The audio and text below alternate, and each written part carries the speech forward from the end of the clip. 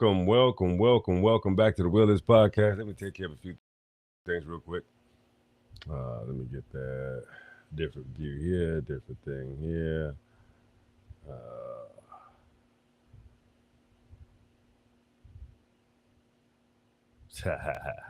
we got a million views, ladies and gentlemen. We got a million plus views. Thank you so much. Thank you so much. All right, let me try this right here. See how this looks. Nah, we ain't vibing with that. What did it look like? Now we cool. We're gonna go back to the classic. Yeah, what's happening, man? What's going on with y'all, my peoples? What's happening with you? I hope you had an I hope you had a good Monday. I really hope so. I hope your Monday was fruitful. I hope it was. I hope you learned something today. The most importantly, it's always good to learn something every single day. But this show tonight is about readdressing. You know, I had a comment from somebody. They was talking about it is good to maintain a childlike mind. I completely agree.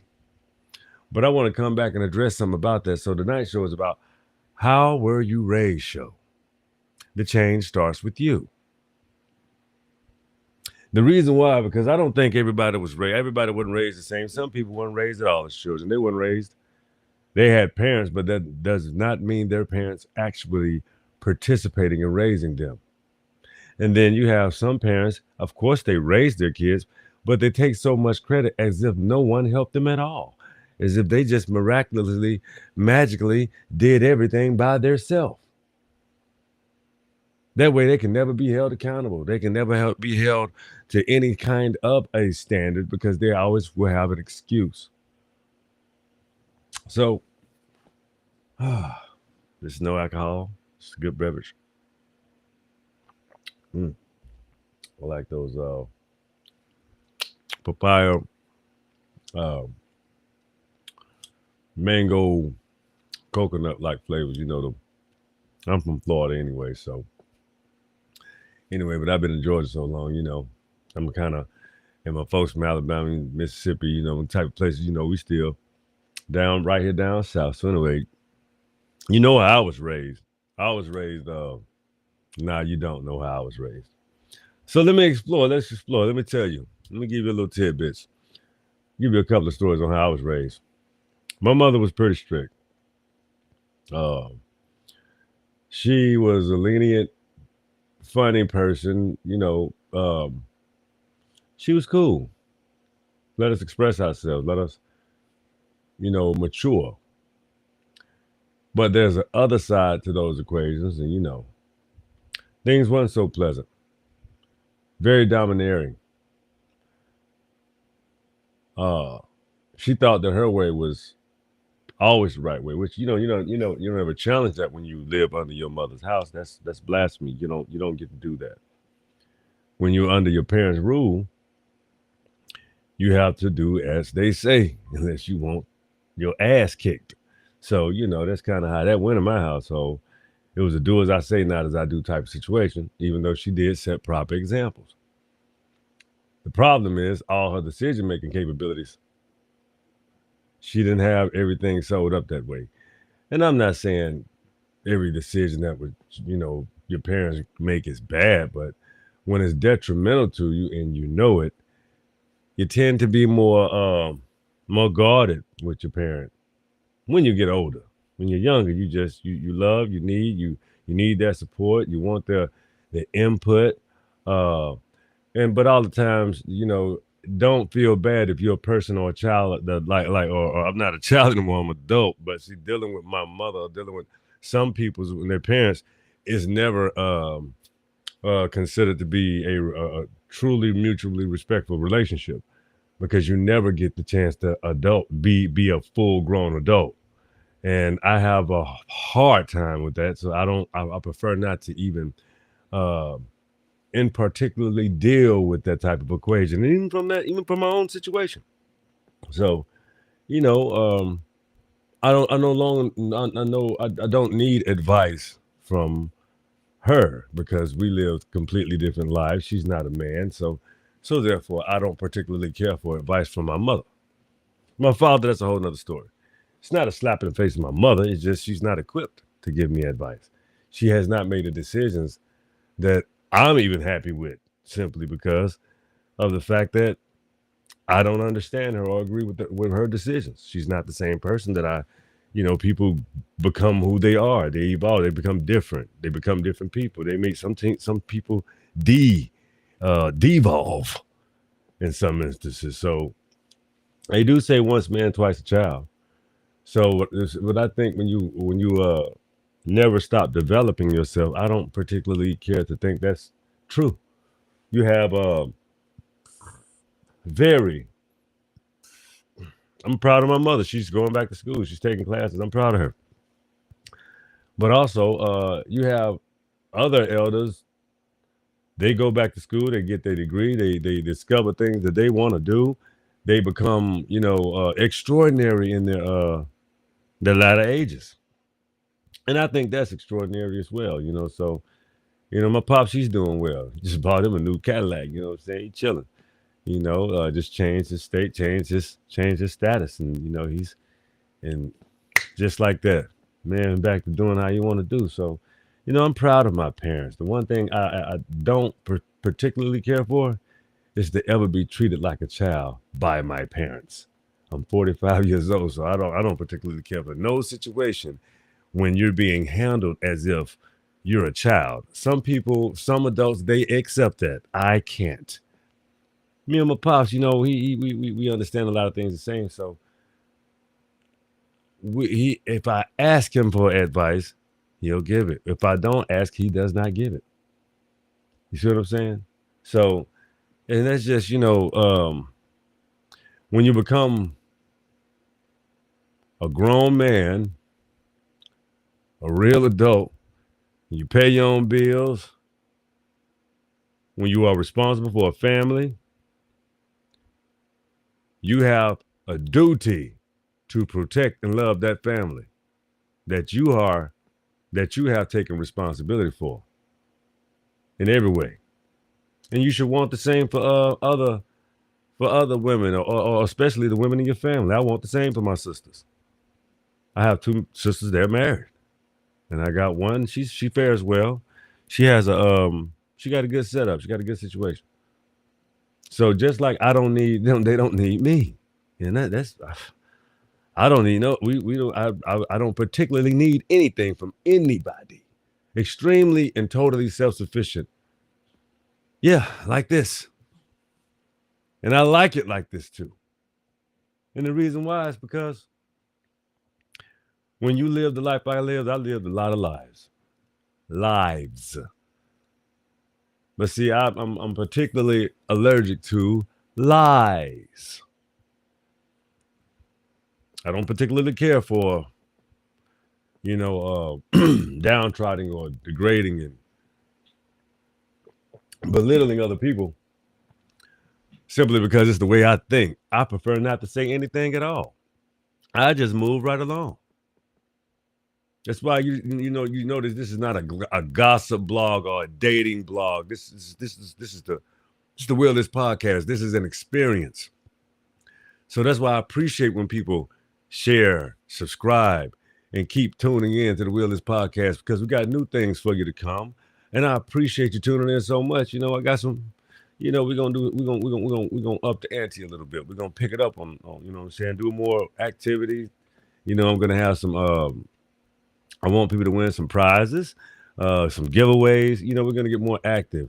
I'm gonna show you more appreciation and because it's necessary. And I appreciate you guys tuning in. And I wanna be more active with you. So when some things change and I implement some more of these elements that I need, you'll see. We'll keep moving forward and we'll keep having a good time, keep having different experiences, keep learning, understanding, and bringing ourselves into a new every day and all the time. So, or every time we own, but just always remember, you can go back and check out my oldest shows. They ain't that old. They this current because I just started the podcast this year. So they are all current events, things that are relevant to what I've said in the future, or what I will say in the future, as to things that are relevant in the past, in the near past, in the distant past, and even into antiquity, as to what is present today and now. So that's why you want to tune into the Wheels Lears podcast, because this is, hey man, it's an experience. You get to learn something new every time you check me out. You dig? So I appreciate you. I love you. I thank you for tuning in. I couldn't be more appreciative. And salute to you. I love you, and I'm grateful to you. You know what I'm saying? So let's get into some book shares. You know I love the books, and you know I love to share them. So where do we? Well, I'm looking for one right now.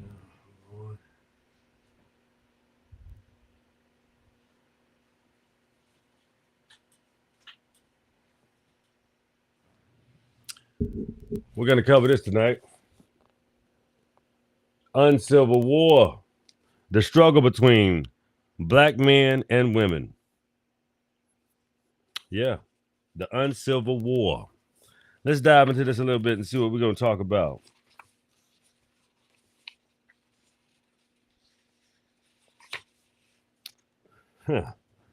The march to war, self-inflicted battle wounds, the past as prologue. The Uncivil War, condescendent and televised. Clarence Thomas version of Anita Hill. War heroes, war criminals. Black women speak, black men speak. Couples speak, finding peace through counseling.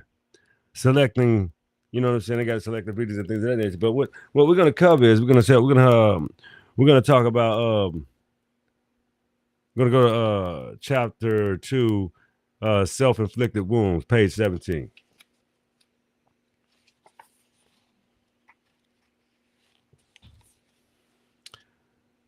Self-inflicted battle wounds. For most of the 400 plus years that people of African descent have been in the Americas, that have survived in the midst of extreme cruelty and cultural deprivation, has been assured largely of the result of a strong, stable, and supportive black family structure. In the not too distant past, black men and women understood the obstacles that they faced, and they knew that in order to succeed, they would have to face them together. They further understood that the relationship between black men and black women had probably, with the possibility exception of the black church, the only aspect of black life that was not accurately influenced by a long, often oppressive arm of white society. Today, however, the same harsh economic, cultural, and societal forces that brought black men and women closer together have evolved to form a wedge that effectively pushed them apart. From growing desperate to homelessness to the wielding economic divergence between black women and black men to a consistent negative portrayals of black men and women in the mainstream media, the negative influences of the external forces are now perilously sweeping into the bedrooms of black America. It does not have to be this way. However, external pressures doesn't cause war. They can only encourage an inception and continuance. External forces also don't wage the battle of uncivil war. Individual black men and women do. And it is their thoughts, behaviors, beliefs, attitudes towards opposite sexes. And it is ultimately the Oedipus of it all. Consequently, in the efforts between understanding the internal factors that drive the conflicts. In the chapter that we will discuss how images of black Americans shaped by the media and subsequently influence our behavior. We will also examine what individual black men and women think, say, and do to each other that divides them apart and that pits them also vehemently against each other. Myths, lies, and stereotypes. In chapter 1, we recounted that the Uncivil War played out into the media. These televised battles, all along with other consequently negative portrayals of images of black Americans, are shaping not only our images to the opposite sex, but also ourselves as well. And not for the better, things that kept black women and men apart, says Rutgers University professor, psychology Nancy Boyd Franklin, are partly external, but also partly are internalizations of negative victimization messages and each other that have been laid upon us by Eurocentric society. Through literature and a printed and electronic media, Americans have historically deemed black intelligence, morals, and physical attributes in place of reality. White America, or was Dr. West calls white supremacist ideology, has a negative stereotypical image of black Americans and their culture. Black men have often portrayed as big, dumb, surely brutes, dangerous men who have rapist and physical abusive and inco- incon- incongruable criminal minds. Incongruable criminal minds. By the same token, black women are projected as devious, promiscuous, Jezebels, prostitutes, and welfare mothers with a house full of dependent children. The systematic negative portrayals of black as older than America herself. Since the mid 14th century, European society has depicted people of African descent as uncivilized savages, heathens. This distorted representation, of course, helped and justify slavery and colonization. Europeans told themselves that they were not exploiting Africans as resources to Africa, but they were bringing Christianity and civilization to a dark continent. What is the most interesting about Europe, the depictions of uh, people of African, so-called African descent, is the prior to the slave trade, the wholesale takeover of Africa by the British, Portuguese, and French betrayed Africans found European literature, text, and art were overwhelmingly positive.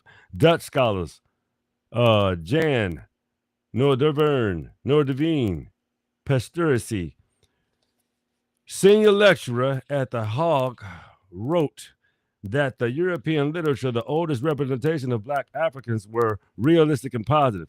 European portrayals of blacks in ancient Egypt, Patrici writes in his groundbreaking book, White on Black, indicate that black beauty was highly valued in Egyptian culture, show that blacks were well integrated into society and intermarrying. In the Old Testament, history continues. Black African kingdoms such as Cush, Saba also belongs to the category and describes powerful and prestigious. Throughout the European statues of black saints began appearing in the centuries following the death of Constantine, Saint Constantine in 354 to 430 A.D.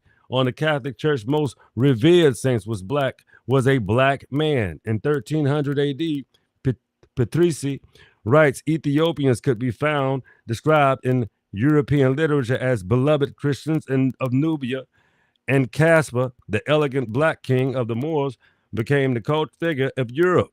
He was lavish with depictions of Christian literature, and the three kings who attend the birth of Jesus when he was in a public darling in religious drama, and was even made the patron saint of the Tale of God. By the time European settlers brought Africans to the American slaves and superior condescension, the African chapter in the culture, it writes Patricis, had become a tone which predominated in European discourse. So, education is extremely important to understand.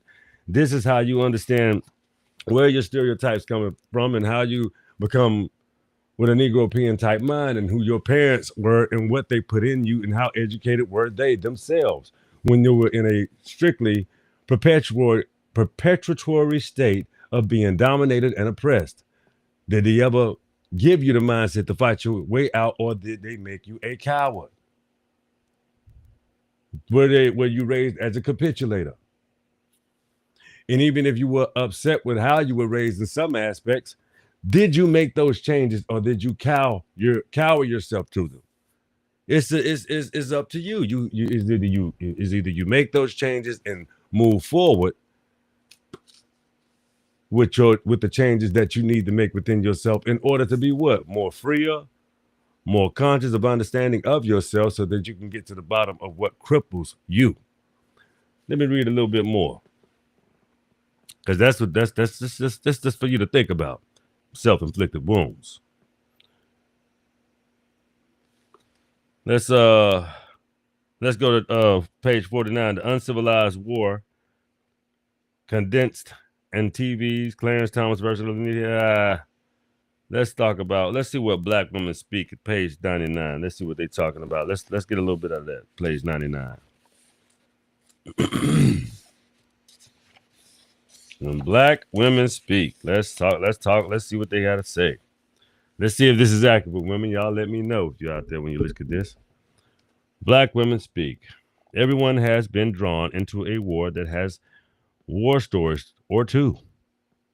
It's no different with an uncivil war between black women and black men. The stories of the first uncivil war were most often tales of love going bad, relationships and marriages severed. Like all war stories, these have drama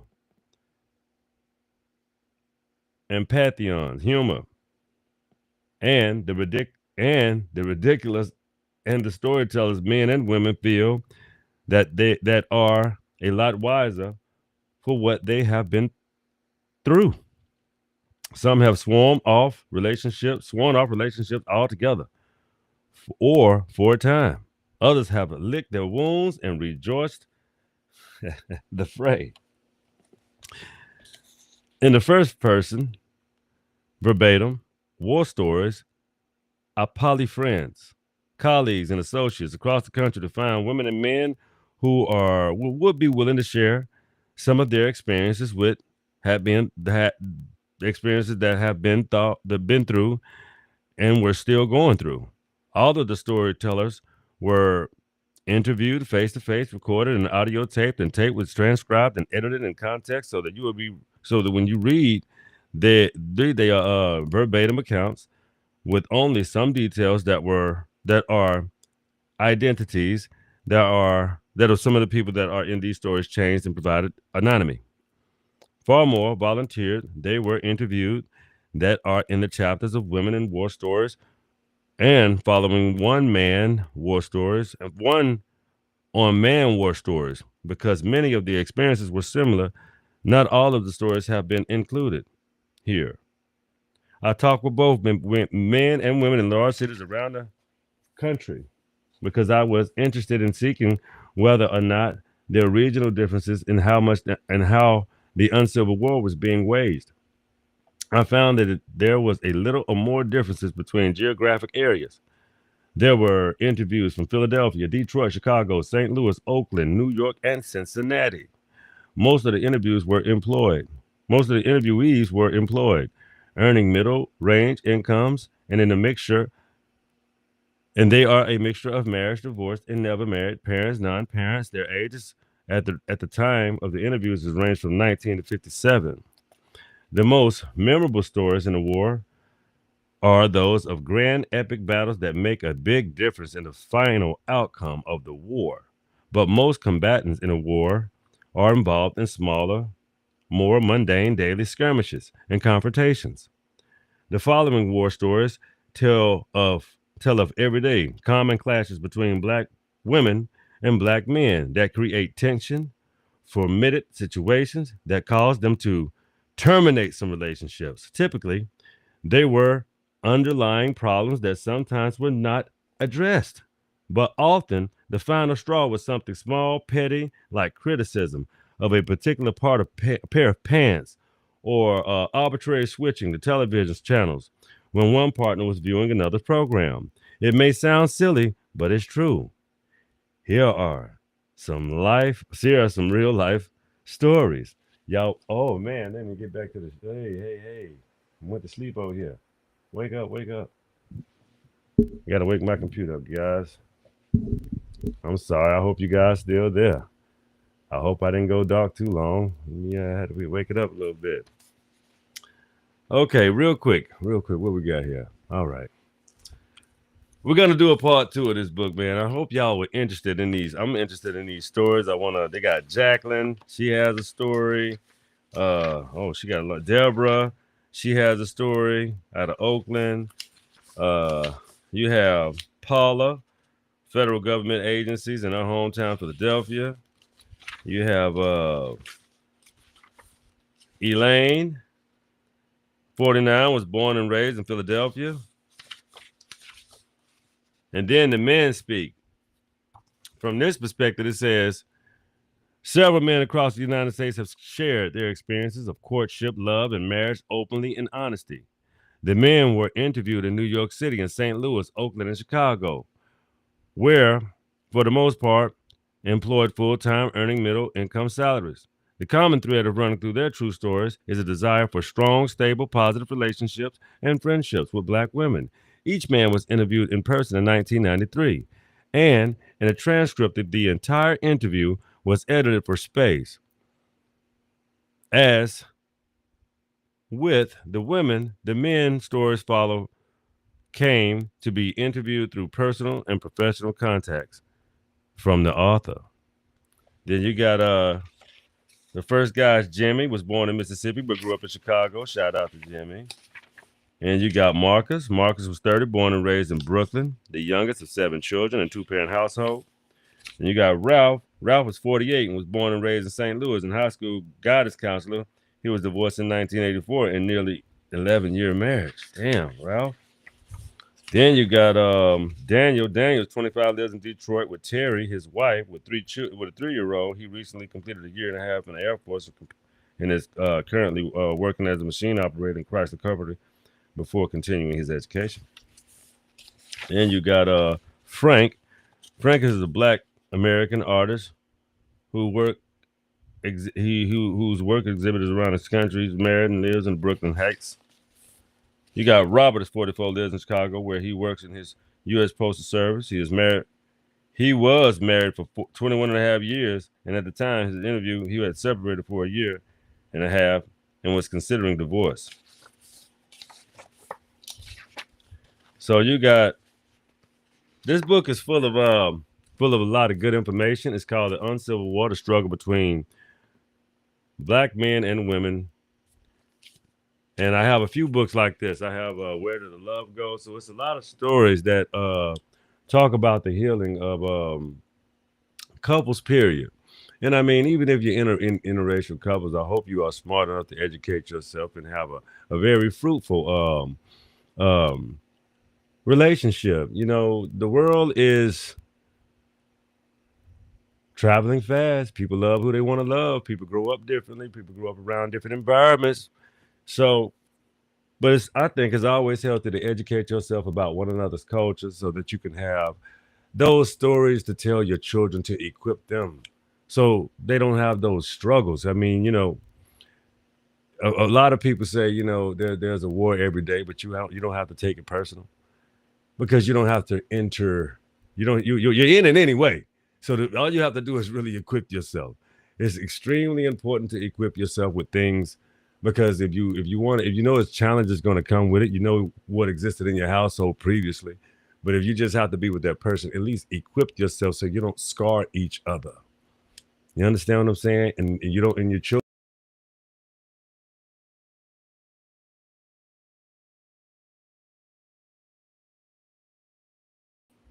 What's going on? There we go. All right, I'm back. I had a glitch or something happen. But yeah, okay, we back. But check it out. The thing is, when you participate in any form of relationship, you want to give that person the utmost respect by not ever trying to stereotype them or go on your past experiences and things of that nature. Give that person the opportunity to be themselves so that you can be your best self as well. And that's how shit works. I've seen people, like I say, you know, and I'm married to a beautiful Black woman. Yeah, you know what I'm saying? Because that's my preference. But that's not to say that a man that's married to another kind of woman is that's not his preference. I'm not here to judge. I don't know your experiences. I know my experiences. So how long we been on? Yeah, it's Monday. I hope you enjoyed um, the readings. So to give you the summary of what I read was this: people hurt, people hurt each other bad, take each other for granted. Uh, People evolve and they develop at different times. You know, people hit their stride at different times. So if you're in a relationship and you hit your stride, if your mate hit their stride, that's why it's extremely important to support one another and learn something. When you learn something, guess what? That enhances you too. That's how you don't get left out. So another thing I was reading was people they change secretively. They stop communicating on purpose. They stop having sex on purpose. They stop dealing with each other on purpose. They stop learning each other on purpose because you take each other for granted. Oh, I know this person already. That person end up doing something else in their whole goddamn life. They got a whole nother life, whole nother family, a whole nother side probably the same side of town in some instances. So, and that's because you didn't establish a deep enough connection. You let external forces tear you apart. That can be some people's family members, especially their mothers or their sisters, like in my situation. Seriously, people can be vicious. When they want what they want out of your ass, they want to be vicious. Then they'll tear your ass apart to tell what you got going on. You have to be smart enough to hold your ground. You have to be smart enough to protect your spouse, protect your family, protect what you got going on. If you know what you got going on and they don't, that's their fucking problem. That's their business. They didn't try. I didn't ask either. They assume, and if you don't know, you just don't know. That's your problem. You don't know shit. Get it? So when people don't know your situation and not aware of your situation, you don't have to give them shit because they didn't ask. They assume. So that's why I always ask folks, man, how was you raised? How was your relationship with your family? Because things do change. When you change, you evolve, you grow up, you don't become the same person. You have your own experiences. You live your own life. Your uniqueness is yours because your experiences are unique to you. And some people don't choose to they don't choose to grow up. They choose to want to keep things status quo or maybe pretend to be they want to pretend to you got to go along to get along. I don't like situations like that. I'm never going to go along to get along. I like things my way. When I'm on a job, can't be my way. It has to be the best practices way. So I don't get to do that on my job. I get to do that for me. You understand? For me, I had to make sure Jordan was right there. You know what I'm saying? Make sure he's straight. MJ, yep. So I got to make sure situations that are in my control operate the way I need them to. That's when I know uh, I feel accomplished. You know what I'm saying? I know my input was official and it was efficient because the things that are in my control I can control. If it's like I say on my job, I can't manipulate that. I have to do the job. I have to do what's required of me in order to receive money to make a living. It's just like on this podcast right here. I go on for you. I give you what I got. You know, it's gonna do what it's gonna do. So what I'm trying to explain, man, to be quite honest with you, It really doesn't matter how you was raised, as long as you have self-awareness and you take the time for yourself to ask questions, to develop, and you should ask those questions about yourself. Sometimes therapy is a wonderful solution, a great solution. But make sure that you have the right therapist. Make sure you can identify. Make sure you can agree. Make sure you have some form of relationship that they can help you out of your they can get you out of your own mind and out of your own way. Because sometimes when you're dealing with people and when you practicing when you have a certain particular type of behavior, people want to label you. So what you would like to do is not be combative in every situation, because those are those patterns. And when you have that same consistent pattern with every single body, or the same type of people in that same type of facet, then you might want to identify that it's you. You're the one with the problem. You're the one that should fix yourself before you get fixed. So it's always good to practice knowing how to reach back in your childhood and understand what was consistent, and is it a hindrance?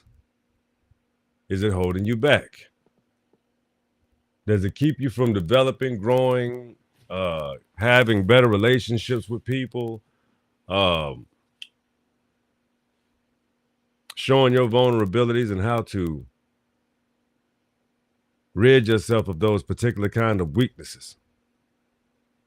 You should shed yourself of those type of skins, because you should embrace moving forward and having new experiences that are good, healthy, prosperous, amazing, healthy. But check it out. That's the show tonight. You guys get to the root of your problems, but you got to understand how you were raised and how you have to make those certain particular intrinsic changes to get the best fruit out of you. So check it out. That's the show tonight. Thank you for tuning in. I appreciate your support. Thank you for sharing, liking, and subscribing. Don't forget to hit that like button, man. Y'all got to hit that like button too now. Hit that like button. Ding. You know what I'm saying? So check it out, man. That's the show. I appreciate you. And you know what it is. Favorite part of the show. Because check it out. It's got to do with you. The wheel is yours. Be easy, be cool. I'm a little hoarse, so I can get, you know what I'm saying? Y'all got to give me a little break. Yeah, it's easy. But hey, y'all, take care. Be easy. And that's true.